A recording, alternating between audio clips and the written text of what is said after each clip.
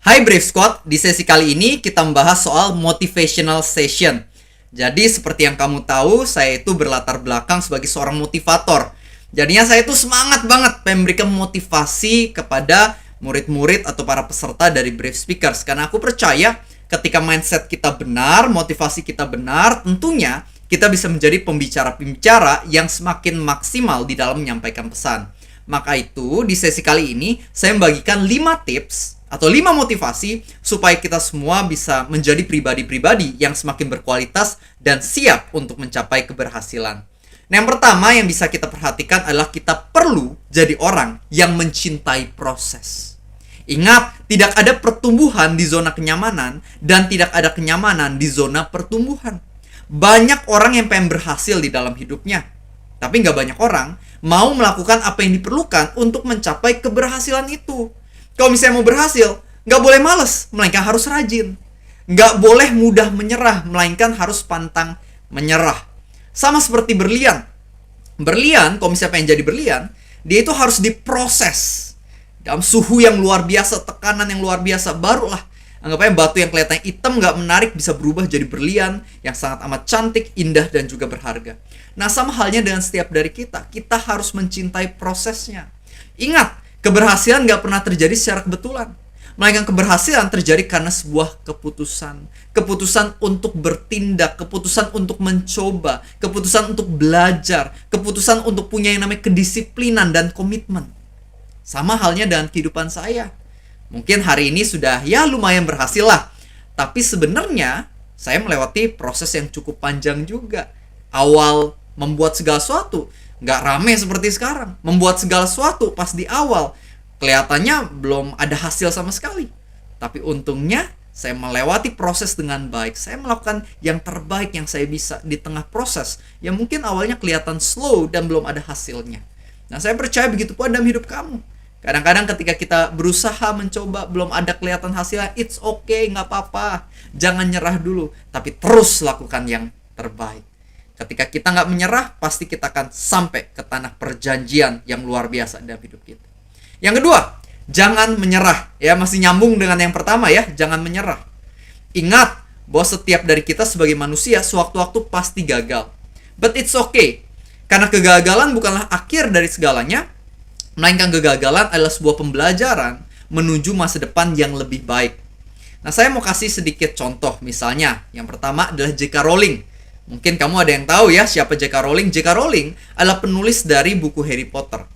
Tapi apa yang kebanyakan orang nggak tahu adalah J.K. Rowling ini pernah ditolak publisher sampai 12 kali. Jadi dia bikin naskah Harry Potter, dia bawa ke publisher pertama. Publisher pertama bilang, sorry, nggak bisa, jelek. Kita nggak mau keluarin bukunya.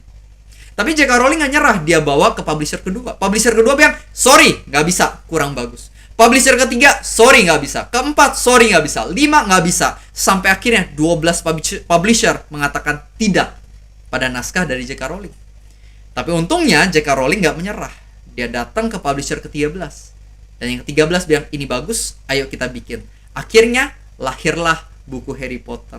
Ternyata laku keras. Jadilah buku-buku Harry Potter berikutnya dan bahkan sampai ke layar lebar. Saya suka banget sama Harry Potter. Dan mungkin kebanyakan dari kita juga hari ini suka dengan Harry Potter. Itu semua terbentuk karena J.K. Rowling nggak menyerah. Contoh lain, gambar yang satunya lagi, Colonel Sanders. Pembuat dari KFC, Kentucky Fried Chicken. Ternyata dulu dia itu ditolak sampai 1000 kali lebih loh resepnya.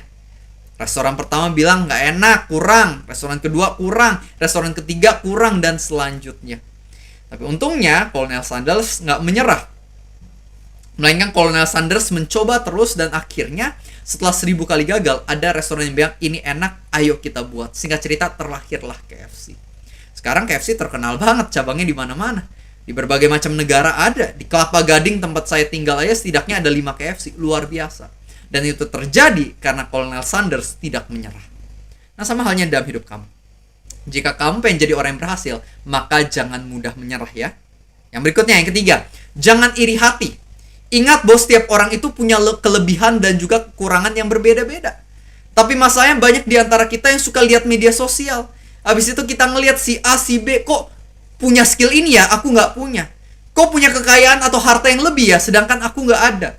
Dan itu yang seringkali membuat kita jadinya iri hati. Dan ketika kita iri hati, kita nggak bisa sungguh-sungguh memiliki kehidupan yang bahagia. Ketika kita iri hati, kita nggak bisa sungguh-sungguh menolong orang-orang yang ada di sekitar kita. Maka itu tinggalkanlah rasa iri hati ini. Lebih baik kita ganti rasa iri hati dengan rasa bersyukur atas apa yang sudah kita miliki. Sebenarnya setiap orang tuh berkatnya berbeda-beda, tapi sebenarnya setiap orang tuh diberkati, ya. Setiap orang diberkati, hanya saja berkat setiap orang beda-beda. Mungkin contohnya dia punya skill A, tapi kamu punya skill B yang nggak dimiliki oleh orang itu. Mungkin orang itu lebih kaya, tapi mungkin aja kamu sebenarnya lebih sehat. Kamu nggak tahu. Setiap orang tuh punya kelebihan masing-masing. Maka itu belajarlah untuk bersyukur.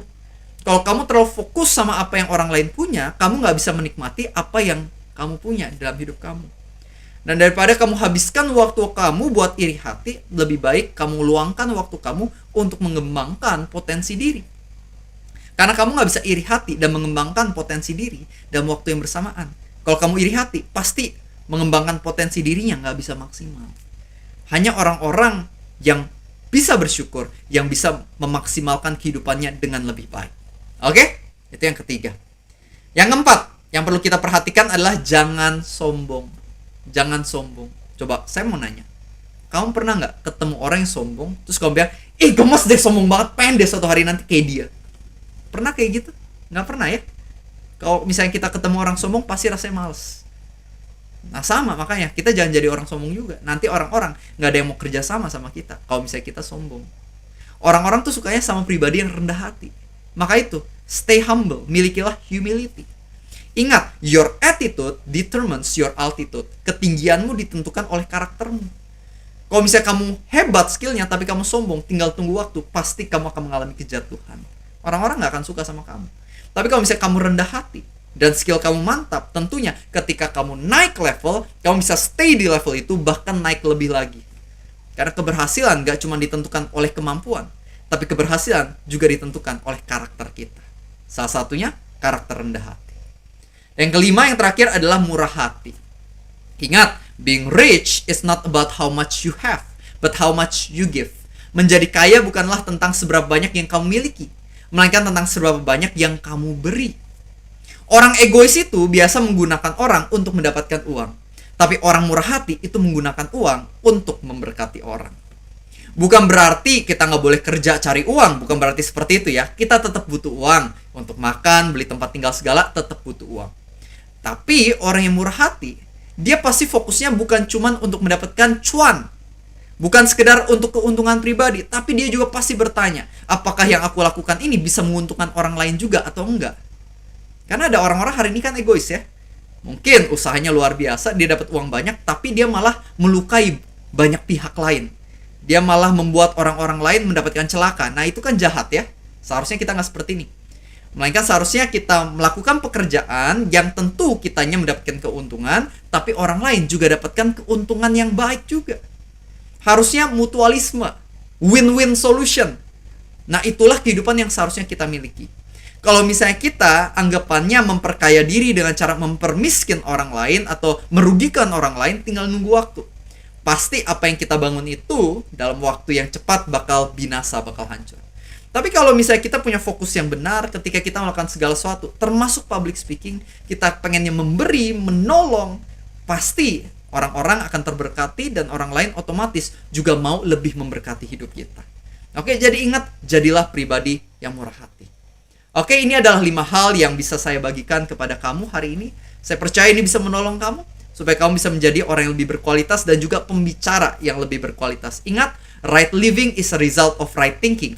Hidup yang benar dimulai dari pemikiran yang benar. Maka itu marilah kita punya mindset, perspektif yang benar dalam hidup, maka kita akan menjadi orang-orang yang sungguh-sungguh berhasil.